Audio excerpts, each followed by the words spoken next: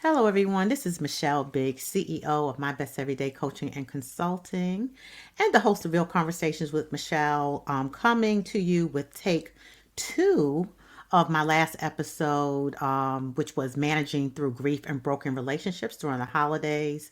I want to thank you all for hanging in there with me on Thursday. Had a little bit of technical issues, but I'm so glad to bring back my guest, Miss Quinnell Hickman. So I'm going to have her join now. Hello, Miss Quinnell. Hello. Hi, everybody. Thank you for joining us. Yes, thank you for joining us again. But I Again. thought this topic was so important, Quinnell, and I really want people to hear from an expert around this Mhm. topic, which you are. So if you could just tell people a little bit about your background. Yes, my name is Cornell Hickman. I am a licensed marriage and family therapist. I am working to help individuals gain better relationships with themselves, their partners, and their families. Yes, yes. And one of the things, Quinnell, that I learned and I did a little bit of research. I guess I really wasn't aware that this time of the year they call it seasonal depression. Yes. And we already know holiday depression is real for a lot of different reasons. Hmm. But this year seems like it gets even more magnified because of the pandemic, Yeah. right? So the things that we used to do just not able to do anymore, or at least the way that we used to do it. So let's just dig right into this topic. So let's talk about the grief aspect first, Hmm. right? So a lot of people have not been able to grieve like they would have normally this year, right? Yeah. Because of the pandemic. Hmm. So, first of all, how do you know someone is really in this space and really not dealing with grief um, the way that they may have been able to deal with it before, right? How do you know that there's signs that someone's really not coping well? So when someone is not coping well, you will see them not eating, not showering, isolated completely, not going to work, not doing things that they typically like to do for longer than 3 weeks, right? There's typically an adjustment period of 3 weeks. And if someone is showing all of those signs longer than 3 weeks, then you might want to start talking about seeing or speaking to a therapist. Yeah, yeah. Mm-hmm. And what about young children, right? We know we have had people lose parents during this time Mm-hmm. as well. So what would you say to someone who has a child who is dealing with a loss of a parent, another Mm-hmm. parent at this time? Yeah, children typically isolate. They typically are withdrawn. And so it's important for adults to talk to children in different ways. A lot of times they're not really sure how to say things. It's uncomfortable. If we think about us as adults, we don't like feeling uncomfortable. We don't like being sad. And so it's the same thing for children. And us as adults, we have to model that it's okay to mourn out loud. And Mm-hmm. mourning out loud can look like crying. It can look like just talking about the person who passed away, letting the child know that there's a safe space to talk about the loved one that passed away is really important. If you're asking your child questions regularly and they are not answering, then it would be important to start to try to play with them. And a lot of times when you are playing with your child, you will find out that, they're feeling some sort of emotion around the loss. Yeah. And I also have to think about the elderly. I know I have, my parents, 75 and 83. We Mm-hmm. lost the matriarch on my dad's side of the family. And I Sorry to know hear even before the pandemic, that. my Mm-hmm. parents were in this space of not wanting to go to another funeral, right? Yeah. But again, all of us have not been able to mourn or celebrate the way that we used to. But Mm-hmm. signs for the elderly, if you're dealing with an elderly parent or relative in your family, Mm-hmm. what are some signs that they're just not where they should be? Yeah, so some signs that the elderly might not be where they should be. And I say that because Yeah. expectations, are real, but a sign that you might be concerned, right? That it's time to start looking for them to speak to a therapist or someone of that nature is if your loved one who's older is starting to plan to not be here. If you hear them saying things like, okay, and if I'm not here, then make sure you give this to this person out of nowhere, right? So if this is not their norm, if they do not do this around the grief period and they're starting to discuss missing people and then giving away their own prized possessions, you would know that that's a concern. If they are giving away their own things, right? So just to be clear, there's if they're giving away things that they love, and if they're starting to plan to not be here, like giving away money or something like that, then that would be a sign that your loved one is planning on not being here. Yeah, and that's they're thinking about death, probably Yeah. more so than they have, just seeing others close to them, right? Mhm. Yeah. So yeah, so thinking about death and actually thinking about taking their own life, right, is Mm, important because that suicidal ideations and suicidal thoughts are really important when you start to talk about depression. And grief can look like depression, right? You can be sad, you can be irritable and angry. But when you see or when you hear your elderly loved one starting to plan to not be here, that is how you know something is off, especially if they don't usually speak like that. yeah, yeah. A deep topic, and I probably should have warned people. I know Yeah. I have before, but I mean, it is It's real. important. It It's is, and important. Yeah. everybody's not happy during the holidays, right? Which is Yes. why I wanted to really talk about this topic, although it is a Yeah. very heavy topic. Um, let's move on to broken relationships, and broken relationships can take the form of um, divorce, separation from a partner, or quite frankly, dysfunctional family. So let's talk about the Yeah. the the partnerships, whether it's separation or divorce. Let's talk Yeah. about that next. Yeah. Yeah. So it is important to talk about the stages of grief in general because if you are dealing with a breakup, we take that the exact same way as if a person died. It's just harder because we know the person is alive, right? And then we're thinking possibly about what they're doing, if they care as much. So that adds an extra piece to a breakup that makes it really hard. And then with dysfunctional families, if someone is not treating you right and you want to separate from them, you experience those same feelings that come along with grief.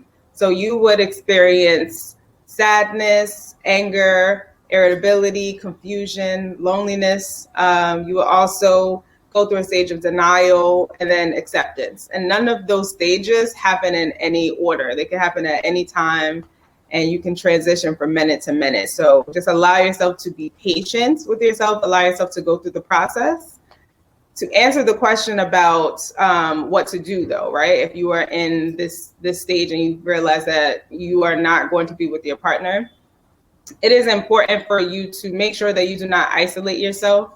Make sure that you are around family and friends because you might experience moments where you just don't want to be bothered. You want to kind of go through the grieving process by yourself, which is okay. Just make sure that you're eating, that you're showering, that you are being around people, even if you do not feel like it, because after a certain point, it becomes concerning. Yeah. To answer the question about families, so families are like a system, right? And all relationships are kind of like a system too, but families, everyone has a role, kind of like a bike. If you think about it as a bike, or you think about your relationships with your family members or your partners as a dance step. So you guys are doing this dance step for a certain amount of time, or you are working as a bike, everyone playing their own separate roles. If you decide to change how you operate in that space, in those relationships, the system will go into overdrive to try to get you back in line, right? Or the dance instructor, who's probably the parents, right? They will be going in overdrive to try to get you to do the right dance steps. And that's where the dysfunction comes. You're trying to change, everybody else is the same. What are you doing? Like, no, we don't operate like this. So if you are deciding that you need to step away from your family, step away from your partner, it is very important that you set boundaries. If you have a value around supporting your parents or supporting your siblings or supporting family members in general, but that is to your detriment, right? You are sad when you're around them, you're angry when you're around them. And I would recommend you just doing the bare minimum. If it's around the holiday times and you need to check in, like a phone call, or you need to cook food, then I would recommend doing the bare minimum, doing that.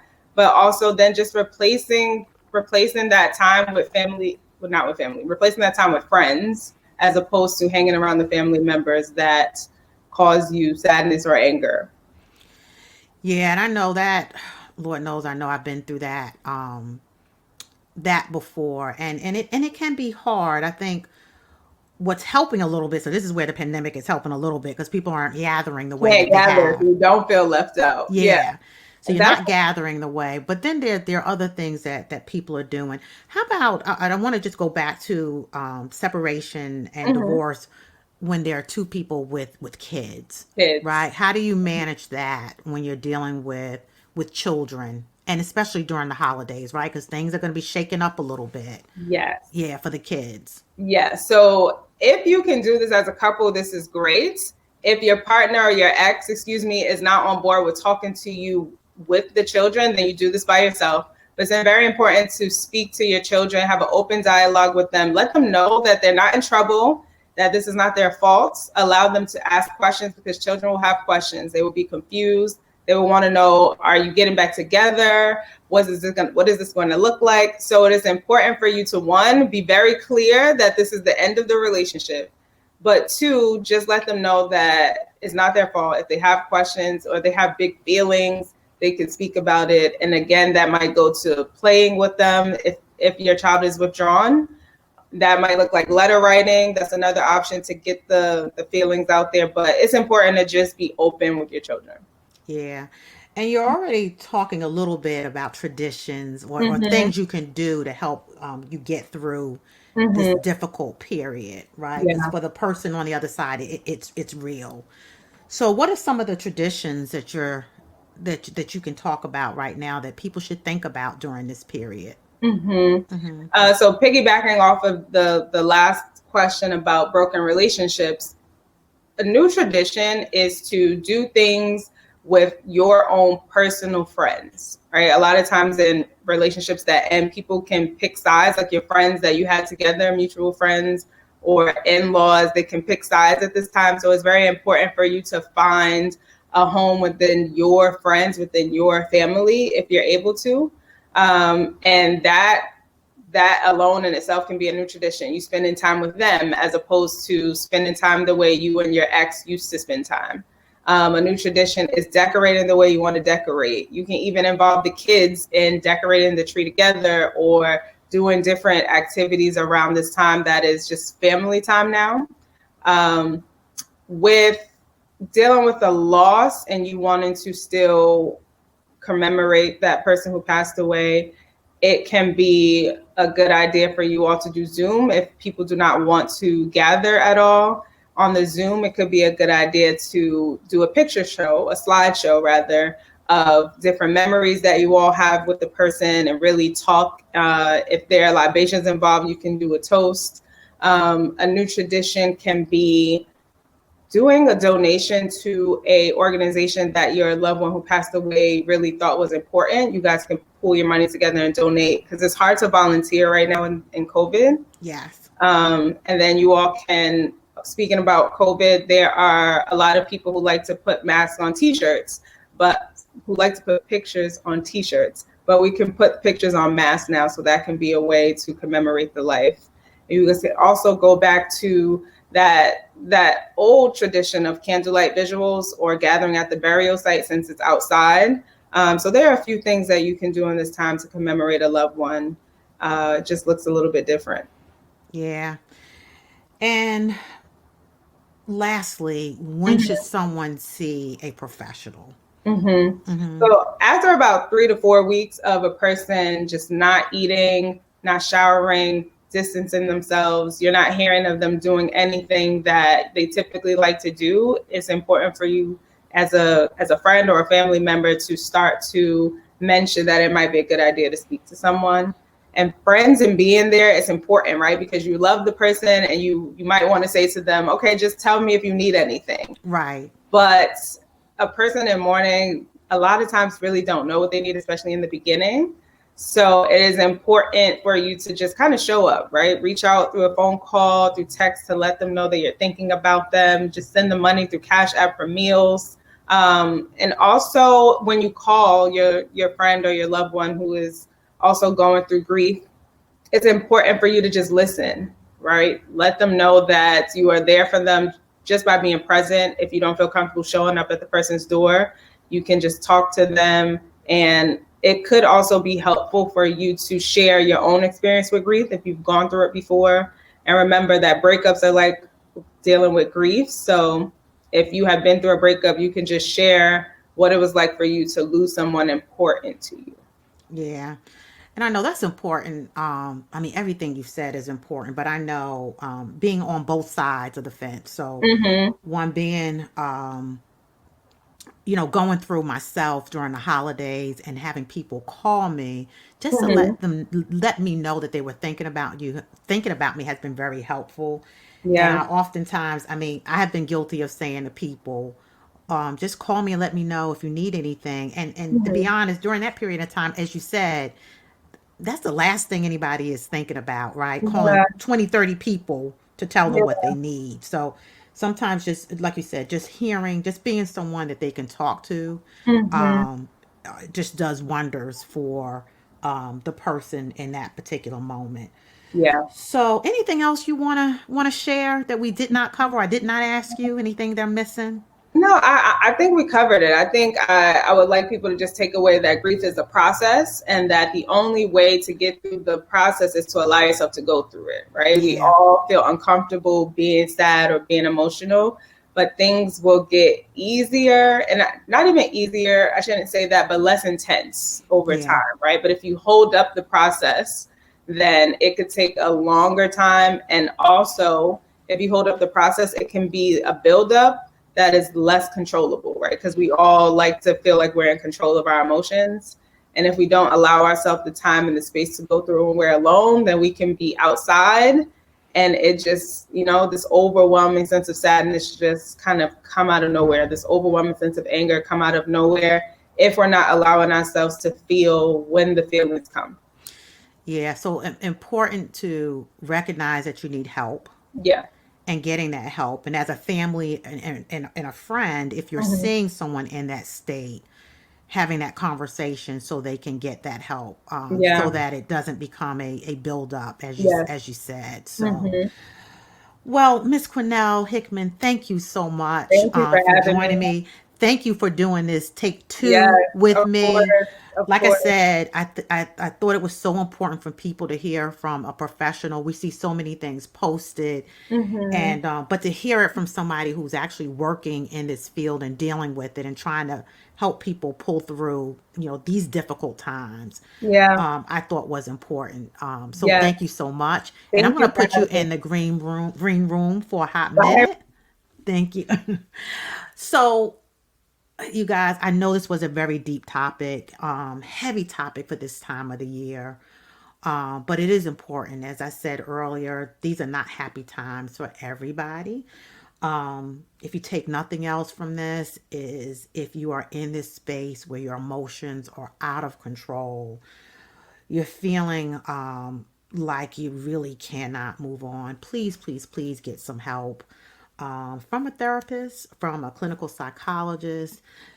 As a coach, my role is once someone has gotten through their emotions, I can help you plan for the steps that you need to take as part of a transition, right? But I cannot help you through the emotion, the clinical emotion piece that a therapist or a psychologist can help you through. But I do want everybody to be safe. Know that there are people out there who can help you if you are in this space where you need help.